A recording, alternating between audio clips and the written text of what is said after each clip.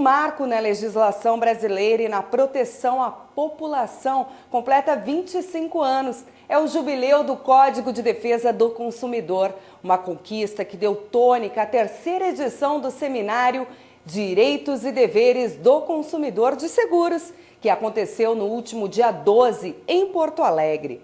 Resultado de uma parceria entre Confederação Nacional das Empresas de Seguros Gerais, Previdência Privada e Vida, Saúde Suplementar e Capitalização, a Escola Nacional de Seguros e o Instituto Nacional de Educação do Consumidor e do Cidadão e a revista Consumidor.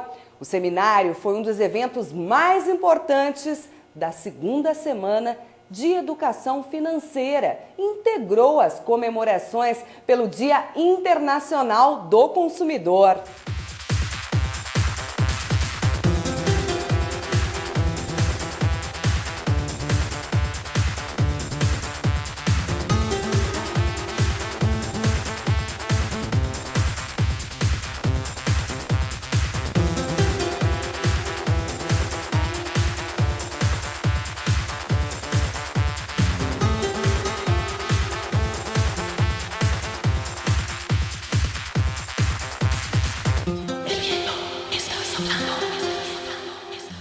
José Luiz da Silva, presidente do INEC e publisher da revista Consumidor, está se promovendo o terceiro seminário de Direitos e Deveres do Consumidor de Seguros. Um sucesso, quero lhe cumprimentar antecipadamente, autoridade, Secretária Nacional de Defesa do Consumidor, direção da CNSEG, Escola Nacional de Seguros, presidentes de sindicatos, advogados, dirigentes de PROCONs, uma plateia elitizada, formadora de opinião. Um evento extraordinário. Alexandre, é a terceira edição do seminário e nós estamos num crescente de público, de presença de palestrantes de peso, né? E esse, com certeza, é o nosso melhor seminário. A CNSEG tem nos prestigiado e o Rio Grande do Sul tem se sentido privilegiado porque é o único evento com essa característica no país. Um evento que busca assim, a harmonizar as relações de consumo, dar maiores informações principalmente a advogados, PROCONs, né, e todos os outros defensores do consumidor de como funciona o seguro no país, para onde esse mercado está indo, o crescimento dele, as necessidades que o consumidor terá que utilizar e como utilizar. Né. Então, acho super importante, é um projeto que esse ano, inclusive, está dentro da Semana da Educação Financeira, que é um esforço que a CNSEG integra junto com outras entidades, no sentido de ter um compromisso maior com a educação do consumidor.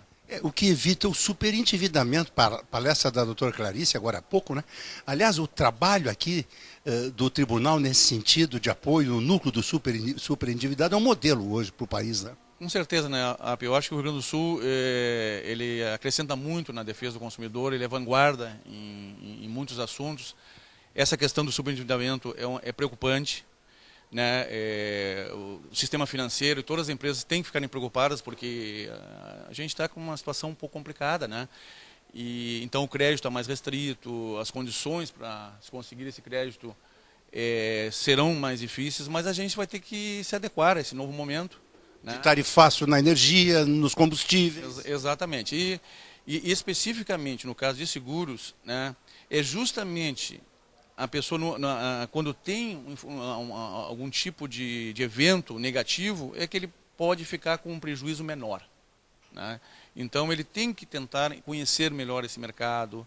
É bom ter seguro, desde que bem vendido, bem comprado, bem compreendido, né?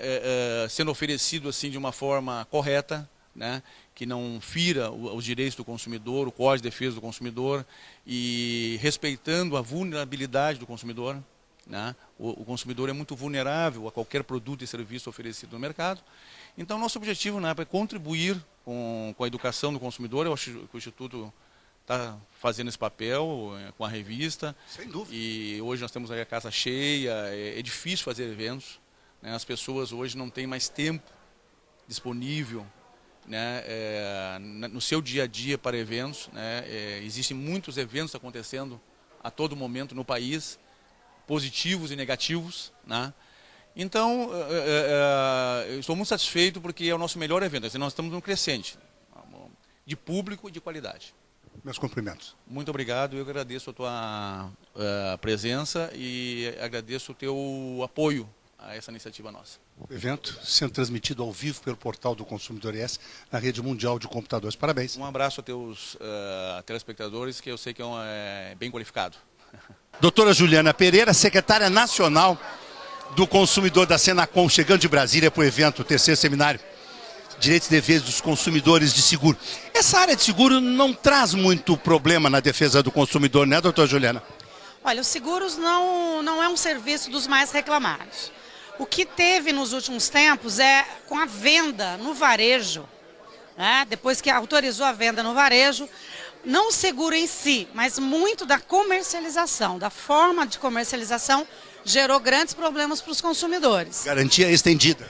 Garantia estendida. Foi. Seguro-desemprego para aposentado, seguro odontológico para criança. Enfim, tiveram alguns disparates do ponto de vista da comercialização. Nós chamamos na Secretaria Nacional tanto o varejo quanto a indústria, mas também fizemos um trabalho de prevenção, fizemos um trabalho de fiscalização via umas instaurações que o próprio DPDC fez no começo desse ano. Enfim, a gente espera que um bom produto feito seguro, ele precisa ser vendido na base da confiança. Então ele não pode ser vendido na base da desconfiança ou da enganosidade na comercialização. Perfeito. Esse é um grande tema. Eu acho que é um desafio para o mercado de seguros, esse mercado de seguros que está no grande varejo. É claro que o seguro do automóvel, seguro de vida, outros seguros que já são comercializados historicamente, tem uma outra tratativa. Mas essa massificação, a gente tem que cuidar da comercialização. Doutora Juliana, eu sei que os desafios da Secretaria Nacional do Consumidor são imensos. Mas nós estamos vivendo uma situação agora, no momento, nós do Consumidor RS, fazemos um trabalho de mediação, recebemos milhares de e-mails de consumidores. As pessoas estão apavoradas com o tarifaço da energia elétrica. Como é que a senhora está enxergando isso? As pessoas vão deixar de pagar algumas coisas para pagar luz. Nós aqui no Rio Grande do Sul temos condições climáticas muito complicadas. 6 meses de um frio horrível e 6 meses de um calor horrível. Ou seja, o clima é sempre horrível. E o consumidor paga uma luz muito cara aqui. Esse tarifaço, o aumento dos combustíveis, que reflete no aumento do preço de produtos e serviços, isso não vai aumentar o endividamento do consumidor hoje, que já é preocupante? Acho que é por isso que nós estamos empenhados, durante toda essa semana, numa segunda Semana Nacional de Educação Financeira. Eu acho que é importante compreender que nós vivemos, sim, um momento difícil da crise energética. Não dá para dizer que a culpa é de São Pedro, né? A gente teve aí, na nossa opinião, uma dificuldade de comunicar isso aos consumidores no tempo devido. Agora vem a bandeira vermelha na fatura. Nós, inclusive, estamos trabalhando junto com a agência uma maneira de não só conversar com o consumidor no momento em que ele tem que pagar a fatura, mas conversar com o consumidor como que ele pode economizar energia, como que ele pode, de fato, escolher produtos que têm selo de suficiência energética, porque nós ainda temos no Brasil muitos produtos que não guardam essa coerência técnica, né? O selo Procel já está aí há quantos anos? Muitos anos. Mas, de toda maneira, eu acho que a proteção do consumidor, e eu acho que é uma responsabilidade de toda a sociedade, de um lado, nós podemos nos juntar ao coro dos que reclamam, né? Mas eu acho que, de outro lado, nós podemos também ajudar no momento desse ao consumidor analisar perfeitamente o seu orçamento familiar, ajudá-lo a organizar suas contas, ajudá-lo, inclusive, né, como aqui no Rio Grande do Sul tem um histórico muito grande, na prevenção do endividamento, no tratamento do endividamento, né? Aquilo que não tem remédio, Alexandre, remediado está. Então, já que nós não discutimos a formação de preço em energia elétrica, porque isso não é um papel da área de defesa do consumidor, deveria até ser. Acho que os consumidores no Brasil, eles precisavam ser mais ouvidos, né? Em vários setores. Concordo. Porque tem muitas pessoas que se dizem porta-voz dos consumidores. Precisamos de mais conselhos de usuários. Conselhos de usuários, mas diálogo franco e aberto com os consumidores, né? Eu acho que em vários serviços nós poderíamos ter uma discussão mais madura. E o consumidor seguramente está muito mais poderoso hoje, muito mais preparado para esse debate. E discute tudo nas redes sociais. Exatamente, porque não tem espaço público, né? Eu acho que nós temos uma carência no Estado brasileiro, seja no município, seja no Estado, até mesmo no âmbito federal, nós temos dificuldade de estabelecer ambiente de discussão pública. Por isso que o consumidor usa a rede social, ele usa o blog, ele usa outras coisas. Isso é bom? Eu acho que manifestar sempre é bom, né? Nós lutamos anos para que esse país tivesse uma democracia. E eu, na área de defesa do consumidor, sempre defendo que o consumidor tem que participar dos processos, né? É uma maneira de amadurecer as relações de consumo. Então, acho que manifestar sempre é bom. Agora, eu acho que ele precisa ser ouvido também. Porque não basta simplesmente manifestar. E a minha preocupação com grande parte do que acontece nas redes sociais é que ele pensa que ele tem alguém ouvindo e às vezes não tem ninguém ouvindo. Ninguém. Por isso que a gente... Ou até leva a pau. Por isso que a gente, lá na Secretaria, desenvolveu o consumidor.gov.br. Porque no âmbito da defesa do consumidor, pelo menos, cada das vezes que eles fizerem uma reclamação, estarão olhando para aquelas reclamações. O Ministério da Justiça, o PROCON estadual, a Defensoria Pública, no caso do Rio Grande do Sul, o próprio Tribunal de Justiça, porque nós temos o convênio com o Tribunal de Justiça do Rio Grande do Sul. Então, do ponto de vista da defesa do consumidor, a gente tem procurado muito, não só dar voz para o consumidor, mas buscar respostas quando ele nos procura e quando ele diz que não está bom aquela situação. Pode ser que a gente não acerte sempre, mas que a gente tem tentado, a gente tem tentado.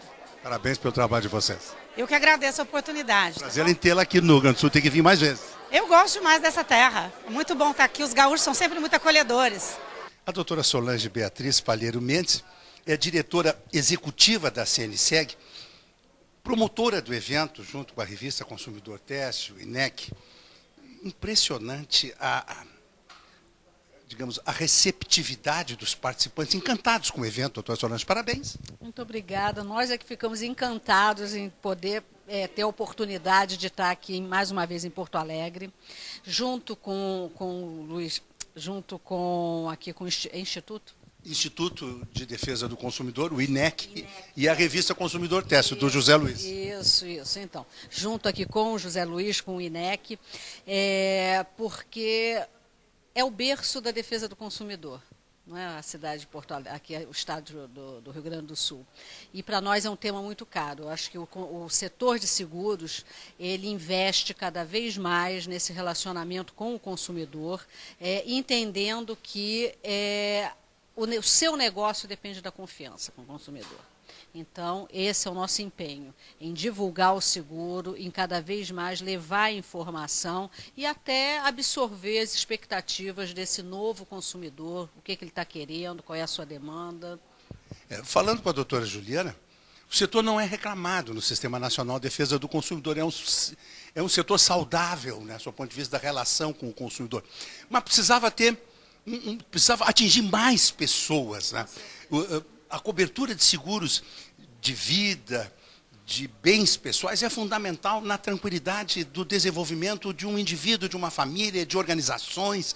O que fazer, doutora Solange, para levar a importância do seguro realmente a fazer parte da lista de prioridades do brasileiro, digamos assim? É informação, é disseminar cultura, disseminar informação, é criar essa cultura. O setor de seguros está intimamente ligado à distribuição de renda, mas não só a questão da renda, também essa questão cultural. E é esse o nosso trabalho da CNSEG, é o trabalho da Escola Nacional de Seguros, de disseminar o conceito da proteção, da prevenção. Muito bem, parabéns à CNSEG. Olha, realmente o trabalho de vocês é admirável. Meus cumprimentos. Muito obrigada, eu agradeço. É um trabalho de equipe, de parceria, né, com interlocutores como vocês. Muito obrigada. A doutora Clarice Costa de Lima, juíza de Direito do Tribunal de Justiça do Rio Grande do Sul, palestrou na mesa mediada pela doutora Maristela Gregori e com o desembargador Francisco Meche. Superendividamento do consumidor, esse núcleo que vocês têm aqui no Tribunal de Justiça tem ajudado muita gente. Tão positivo isso num momento aflitivo, né, doutora Clarice? Não, é verdade. No momento atual, essa é uma nova realidade, né, do excesso de dívidas. E nós percebemos no dia a dia do foro, enfim, que muitas pessoas recorriam ao judiciário, na verdade, com um problema de excesso de dívidas e que queriam pagar suas contas. Acho que isso é importante destacar. Pessoas honestas. Pessoas honestas, queriam pagar suas contas, não negavam as dívidas, não é? Que às vezes ajuizavam ações revisionais na falta de qualquer outro remédio ou de acesso à justiça. Não é? Então, nós implementamos essa ideia de uma conciliação em bloco com todos os credores, ainda não é um processo, e nós fazemos então essa renegociação amigável entre devedor e credores. Claro, o índice de 60% de conciliação é um bom índice. Às vezes a audiência, a conciliação em si, às vezes ela não é frutífera, mas justamente por dificuldades econômicas. Às vezes o consumidor ele não tem renda disponível suficiente para pagar a todos naquele mesmo momento, não é? Então ele faz a conciliação com os credores que trazem boas propostas, com o que é possível, e às vezes no segundo momento ele volta a nos procurar, então, para tentar quitar as dívidas com os demais credores. Mas o importante destacar é que é um programa que incentiva o pagamento das dívidas. E a gente cuida também para preservar o que a gente chama de mínimo existencial do consumidor. É necessário que ele tenha o básico, o mínimo do seu salário reservado para poder pagar a água, a luz, as despesas básicas, se alimentar, alimentar os filhos, não é? E também para que ele consiga cumprir aquele plano de pagamento. A gente não pode usar todo o rendimento dele, da conciliação. Muito bem, parabéns pelo trabalho de vocês. Olha, é emocionante. Parabéns mesmo. Obrigada também, pela satisfação. Estamos no intervalo do terceiro seminário, Direitos e Deveres do Consumidor de Seguro. Salão Mercosul da FIEG já está vazio. Mas o coração da gente está cheio aqui. Ainda mais estou encontrando meu amigo, meu chefe, meu eterno chefe, Ricardo Morichita Vada, diretor do DPDC, maior autoridade brasileira na defesa do consumidor, reconhecido internacionalmente como um expoente nessa área. Mas eu quero que você fale da tua palestra. O que você vai palestrar agora de tarde aqui? Consumidor do futuro? Como é isso? Olha, Alexandre, eu acho que é pensar os próximos desafios, sobretudo na área virtual. Como é que o consumidor vai fazer para se proteger? Como é que as empresas vão aproveitar essa oportunidade que é esse mundo virtual para não apenas garantir eficiência, preço, qualidade, mas a gente sabe o quanto isso é importante também, o respeito ao consumidor. Acho que esses são os tópicos principais. Como é que nós vamos pensar o futuro? Como é que nós vamos desenhar o futuro? Porque nós sabemos que o melhor futuro é aquele que a gente planeja, é aquele que a gente dedica e, sobretudo, aquele que a gente constrói.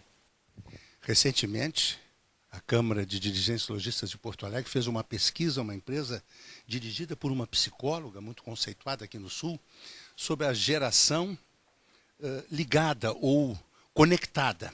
Crianças de 11 a 16 anos de idade. Eles vivem permanentemente no mundo virtual. O mundo virtual se confunde com o mundo real. É uma coisa incrível. Isso não preocupa o que vai ser dessa geração para o futuro? Ou o mundo será um grande circo virtual? Olha, acho que preocupa bastante, né? Acho que os romanos diziam, in media virtua. A virtude está no equilíbrio do processo. Acho que, de um lado, esse mercado e, sobretudo, esse processo de comunicação, as redes sociais, são mecanismos para se comunicar, não é? Mas não são mecanismos para se viver dentro desse processo. Acho que o equilíbrio é cada vez mais necessário. E acho que, de uma certa maneira, todo consumidor ele tem um pouco essa noção. Ele sabe que é importante estar conectado, se comunicar com as outras pessoas, ter a rede. Acho que essa é uma diferença muito grande. Hoje você acessa muito mais rápido, as distâncias ficaram menores. Mas ele sabe também que a vida, que caminhar no parque, que ter as atividades, ter o relacionamento pessoal, ele sabe que é muito mais rico, é muito mais complexo. Então acho que ao mesmo tempo que nós podemos aproveitar tudo de bom, tudo de positivo que esse novo processo de comunicação, essa revolução no processo comunicacional nos traz, mas de outro lado, não esquecer o bate-papo, o cafezinho, o encontrar os amigos, o relacionamento, enfrentar as adversidades, desenvolver tolerância. Hoje a gente olha, né, Alexandre, uma coisa que preocupa bastante a gente é que se de um lado esse processo de comunicação ele é muito rápido, ele também gera uma ansiedade. O tempo parece que nunca basta para todos nós. E quando a gente olha para a vida, as coisas tomam tempo, né? Você vê o tempo da natureza, as 4 estações, o tempo da produção, o tempo para se produzir um fruto. Então acho que era importante a gente caminhar sempre aproveitando o melhor dos 2 mundos. De um lado você tem a velocidade, você tem a facilidade, mas de outro você tem um lado humano, o contato humano, a riqueza, a complexidade, a tolerância, a paciência. E acho que dessa maneira a gente vai caminhando. Mas acho que o consumidor brasileiro, acho que essa é uma característica nossa, a gente aprende muito rápido.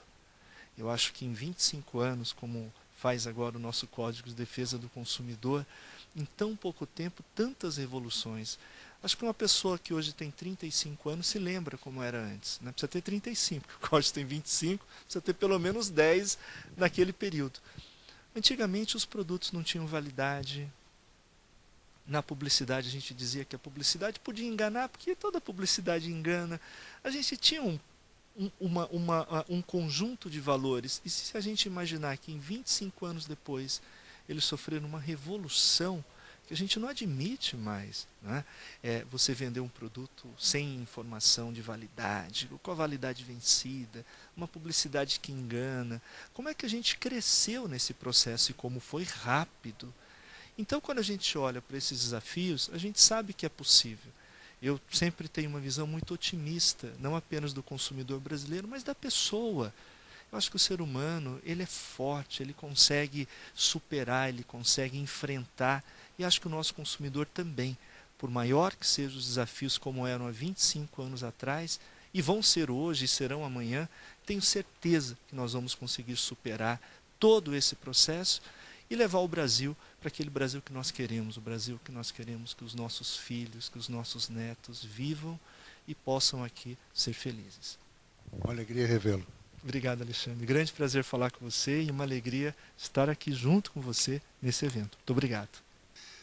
Ainda no intervalo, com o desembargador Francisco Meche, vice-presidente do Tribunal de Justiça, que também participou hoje de manhã de uma discussão muito interessante, fazendo uma reflexão sobre esses 25 anos do Código, com a juíza Clarice, com a Maristela. Desembargador, o evento está muito bom, as pessoas todas elogiando. É um grupo formador de opinião, sai daqui muito preparado para transmitir esse tipo de coisa. E o mercado segurador muito saudável, né, desembargador? Em primeiro lugar, a alegria muito grande de voltar a falar o Jornal do Consumidor. E especialmente cumprimentar. Eu tenho acompanhado os teus programas e cumprimentar por esses 18 anos em que você faz uma educação informal, vamos dizer assim, inconteste para, eu diria, para o nosso estado, especialmente para o país e até para fora. Ainda outro dia assisti um programa que você fez com as filhas dos Estados Unidos, tá? Vendo o envolvimento, inclusive, familiar.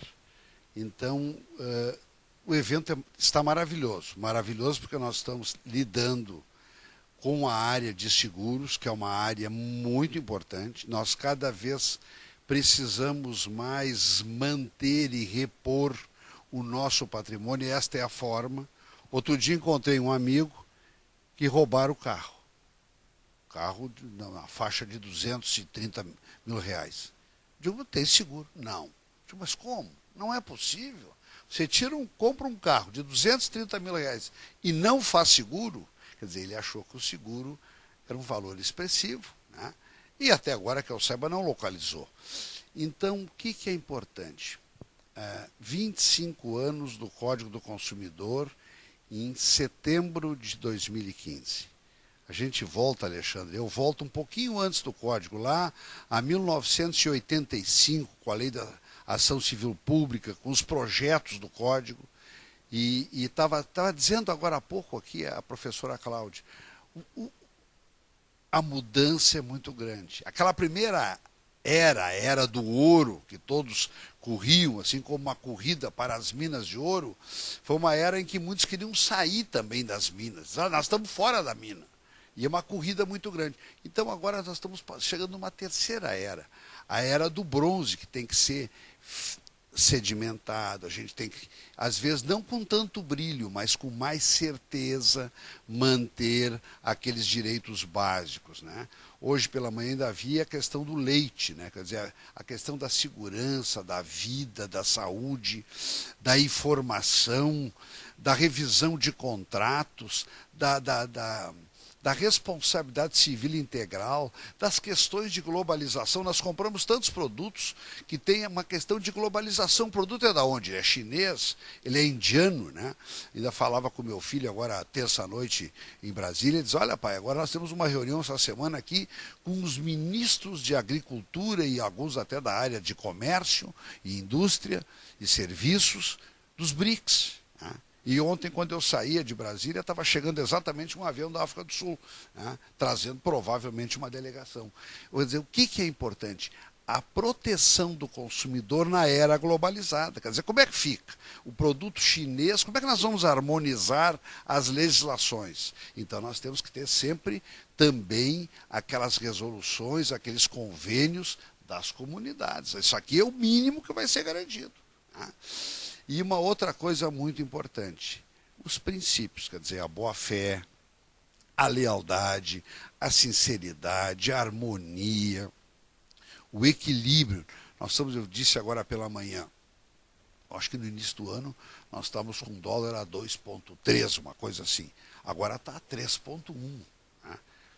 Chegando próximo até de 3,2. Quer dizer, como é que fica isso das contratações? Como é que se projeta nas contratações? O aumento da energia elétrica. O aumento da energia elétrica, quer dizer, a composição delicada dos preços públicos. Como é que fica? E, por outro lado, estava vendo os nossos dados agora do relatório que foi apresentado pelo tribunal, tive até o prazer de apresentar segunda-feira. A cada 3 gaúchos tem um processo. Não é possível. Judicialização não é possível. Total. Não é possível. Então, e outra coisa, tem-se um ITER administrativo em PROCONs, em agências reguladoras, em metro e tantas outras formas que nós conhecemos, com o comércio, com a indústria, com a prestação de serviços, com o agronegócio. E depois começa toda uma nova fase judicial. Quer dizer, passados 4, 5 anos, o consumidor e o fornecedor não aguentam nem mais ouvir falar do processo. Seja do processo administrativo, seja do processo judicial. Então, também o fortalecimento muito grande, que eu chamei de uma expressão do professor Pascoaloto, o sopro de vida, o fortalecimento da esfera administrativa, que é esse trabalho maravilhoso aqui, Alexandre, que você dirigiu tão bem, o PROCON do Estado do Rio Grande do Sul, coordenou tão bem, né? Fortalecimento desta área, porque senão não adianta. Se eu tenho poucas pessoas, eu não tenho como atender. Como é que eu vou atender, né? Se eu tenho uma estrutura, por exemplo, de 10 fiscais para atender todo o Estado, não é possível. Eu não posso atender nem uma região de Porto Alegre, nem uma zona de Porto Alegre. Então, também isso é um desafio para o Poder Executivo, para o Poder Legislativo, né, no sentido de dar condições à área de fiscalização. E agora nós estamos vivendo uma época de tensão política, econômica e institucional, e nesses momentos isso tudo se agudiza. Então, alegria muito grande falar ao seu programa, que é um programa que tem, assim como se tem, eu diria, perenidade, ele está no tempo. Alguns programas, alguns se aventuram por meses, por anos, poucos anos, você está 18 anos mostrando que isso também significa tradição, isso significa segurança no tempo. Muito obrigado, uma alegria rever. Bom almoço. Um abraço grande, mais uma vez meus parabéns a todos que organizaram esse evento. Eu sei que você vai participar de um evento, de um seminário, aliás, de um painel muito importante hoje à tarde. Eu lamento, estou com uma pitada de ciúmes não poder participar. Sim, vai voltar para o tribunal para trabalhar. Exatamente, tá? Um abraço grande. Obrigado. Alegria muito grande, viu, Alexandre? Da mesma forma. E parabéns à sua equipe de produção aí também.